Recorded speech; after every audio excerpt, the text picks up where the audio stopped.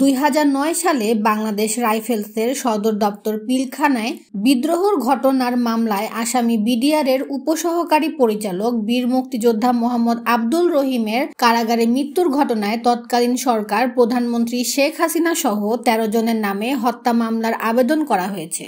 25 August রোববার ঢাকার metropolitan magistrate Mohammad আখতারুজ্জামানের আদালতে মৃত আব্দুল রহিমের ছেলে অ্যাডভোকেট আব্দুল আজিজ এই মামলার আবেদন করেন। এ সময় আদালত বাদীর জবানবন্দি গ্রহণ করে আদেশ অপেক্ষমাণ রেখেছেন। মামলায় সাবেক প্রধানমন্ত্রী শেখ হাসিনা, সাবেক বিজিবি মহাপরিচালক ও সাবেক সেনাপ্রধান ব্রিগেডিয়ার জেনারেল আজিজ আহমেদ এবং পিলখানা বিদ্রোহ মামলায় রাষ্ট্রপক্ষের আইনজীবী মোহাম্মদ মোশাররফ হোসেন কাজল সহ 13 জনের নাম উল্লেখ সহ অজ্ঞাতনামা 200 জনকে আসামি করা হয়েছে।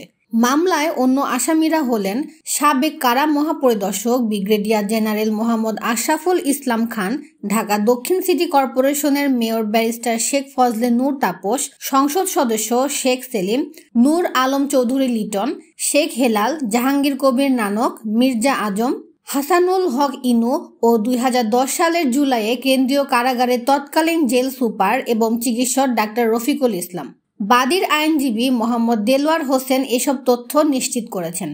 মামলায় বাদী অ্যাডভোকেট আব্দুল আজিজ উল্লেখ করেন, বাংলাদেশ আওয়ামী লীগ সহ 14 দলীয় প্রধান শেখ হাসিনা সরকার 2009 সালের 25 ও 26 ফেব্রুয়ারি তৎকালীন বিডিআর সদর দপ্তর পিলখানায় সুপরিকল্পিতভাবে বিদেশি এজেন্ট নিয়োগ করে 57 জন সেনা অফিসার সহ 74 জনকে হত্যা করে। পরে বিডিআর বিদ্রোহের অভিযোগে চকবাজার থানায় হত্যা মামলা দায়ের করা হয়। বাদী আরও অভিযোগ করেন, তার বাবা বীর মুক্তিযোদ্ধা আব্দুল রহিম ডিএডি হিসাবে পিলখানায় কর্মরত ছিলেন।